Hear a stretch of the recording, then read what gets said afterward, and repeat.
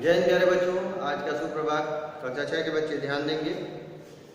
हम लोगों ने पठन कार्य प्रारंभ किया था। पाठ 1 वह चिड़िया जो, केदारनाथ अग्रवाल की एक कविता थी जिसमें उन्होंने अपने अंदर की इंसानियत को चिड़िया से तारतम्यता स्थापित करके, संबंध स्थापित करके, अपने भीतर की जो कल्पित चिड़िया है उसके माध्यम से कई सारे गुण जो मानवीय गुण हैं उनके बारे में उन्होंने बताया। इस पर आधारित जो अभ्यास प्रश्न है, उन अभ्यास प्रश्नों में पहला आपका अभ्यास प्रश्न होगा, पृष्ठ संख्या 2 पर आप नीचे देख सकते हैं, कविता पढ़कर तुम्हारे मन में चिड़िया का जो चित्र उभरता है उस चित्र को कागज पर बनाओ। तो संपूर्ण पैराग्राफ में, संपूर्ण काव्यांश में आपने देखा कि नीले पंखों वाली चिड़िया है। तो नीले पंखों वाली, इसमें अनुमान और कल्पना वाले सेक्शन में भी आप देख सकते हैं कि पृष्ठ संख्या 3 में आप देखेंगे कि नीली चिड़िया जो हमारे भारतीय समाज में देखने को मिलती है, भारतीय परिदृश्य में देखने को मिलती है, उसमें इन चिड़ियाओं के नाम है, उसमें से आप गेस कर सकते हैं, अनुमान लगा सकते हैं। कवि ने नीले पंख वाली चिड़िया के बारे में कहा है, तो कौन सी चिड़िया है? तो नीलकंठ, छोटा किलकिला कबूतर, बड़ा पतरिंगा। तो इसमें नीलकंठ, छोटा किलकिला कबूतर, बड़ा पतरिंगा, ये जो पक्षी हैं इनका जो पंख है वो किस रंग का है? तो इस प्रकार आप उससे उस चिड़िया के नाम को मैच कर सकते हैं। या अभ्यास में है या आपको करना है। तो कविता पढ़कर तुम्हारे मन में चिड़िया का जो चित्र उभरता है उस चित्र को कागज पर बनाओ। तो पहला आपका जो अभ्यास प्रश्न है उसमें या आपकी रचनात्मक अभिव्यक्ति में है, आप अपनी मनपसंद चिड़िया का चित्र बनाएंगे।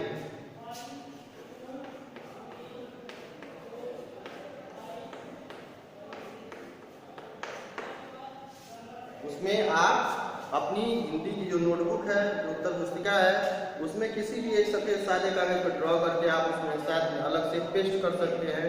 अभ्यास प्रश्न, पहले अभ्यास प्रश्न में इसमें अपनी मनपसंद कोई चिड़िया का चित्र बनाएंगे। दूसरा जो आपका अभ्यास प्रश्न है उसमें कहा है इसमें कि तुम्हें कविता का कोई और शीर्षक देना हो तो क्या शीर्षक देना चाहोगे?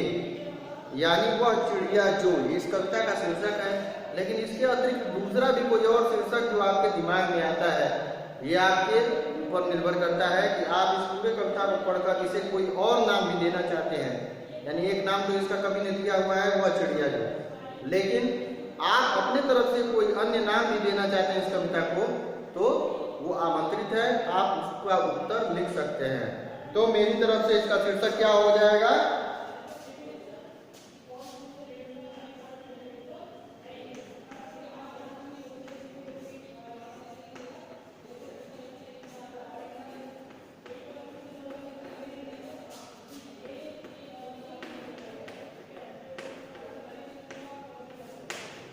ये आपके बुक से है, नीले पंख वाली चिड़िया, या इसका शीर्षक ये भी हो सकता है साहसी चिड़िया, या इसका शीर्षक ये भी हो सकता है सबकी प्यारी चिड़िया। तो शीर्षक जो है वो कुछ भी हो सकता है जो आपको सुटेबल लगे। पूरी कविता को पढ़कर शीर्षक इस प्रकार का होना चाहिए जो कविता पर फिट बैठता हो। शीर्षक ये नहीं कि आप चिड़िया के बारे में आपने कविता पढ़ी है और आपने शीर्षक उसको हाथी का दे दिया, घोड़े का दे दिया, किसी अन्य चीज का दे दिया, तो ये गलत हो जाएगा। तो जो कविता है उसमें चिड़िया के बारे में है, तो आप उस चिड़िया के गुण से संबंधित, उस चिड़िया के बारे में जो कहा गया है उससे संबंधित शीर्षक ही अगर आप उत्तर में लिखेंगे तो आपका उत्तर सही माना जाएगा। ठीक है, आगे बढ़ते हैं। क्वेश्चन नंबर 3, इस कविता के आधार पर बताओ कि चिड़िया को किन किन चीजों से प्यार है। तो हम चलते हैं फ्लैश में। आप दूध भरे चुंडी के दाने रुचि रस से खा लेती है। तो चिड़िया को किससे प्यार है? अन्न से।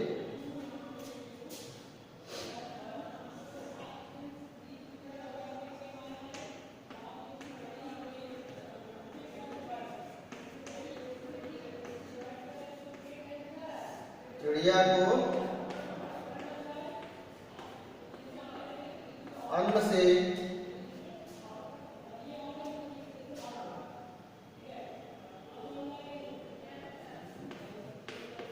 अन्न से, गीत गाने से,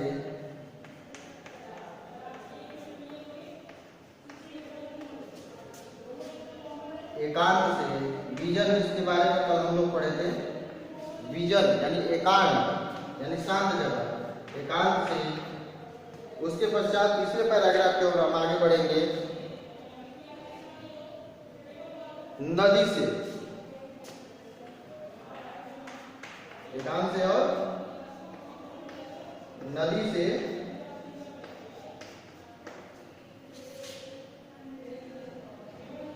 प्यार है।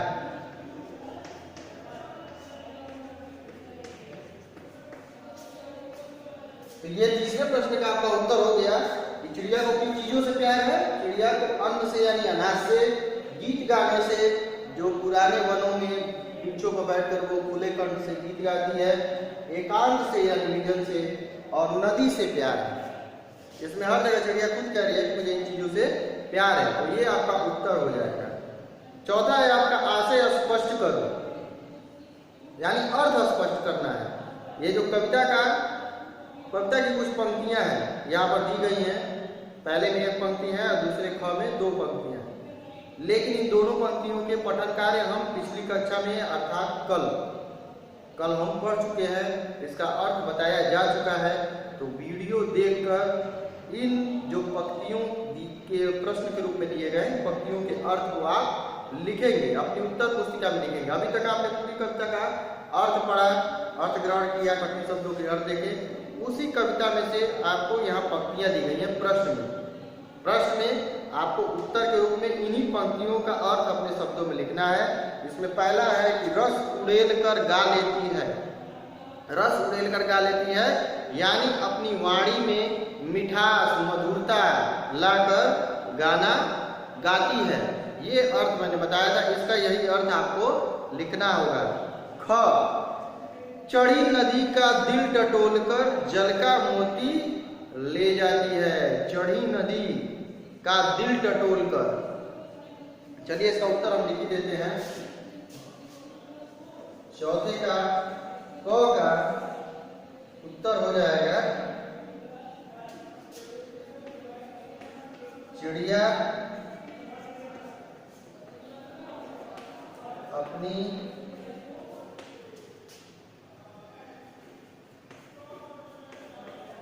वाणी में मिठास घोलकर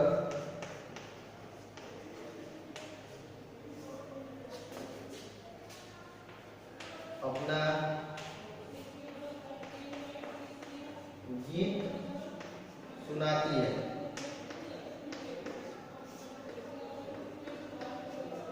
ठीक है, तो चिड़िया अपनी वाणी में मिठास बोलकर सबको मधुर गीत सुनाती है। ख है नदी का दिल टटोल कर जल का मोती ले जाती है। तो ख का जो उत्तर हो जाएगा चिड़िया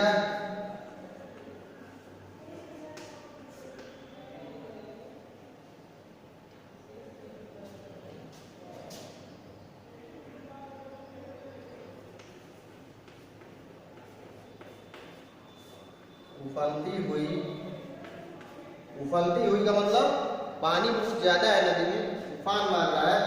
उफलती हुई नदी के समीप जाकर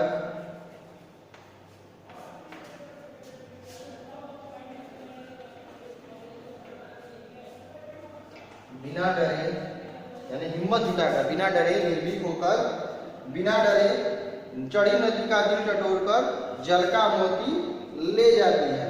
तो चिड़िया उफलती हुई नदी के समीप जाकर बिना डरे उससे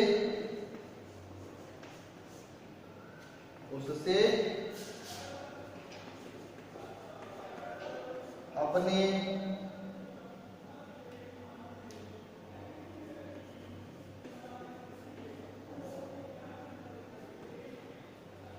जल प्राप्त कर लेती है।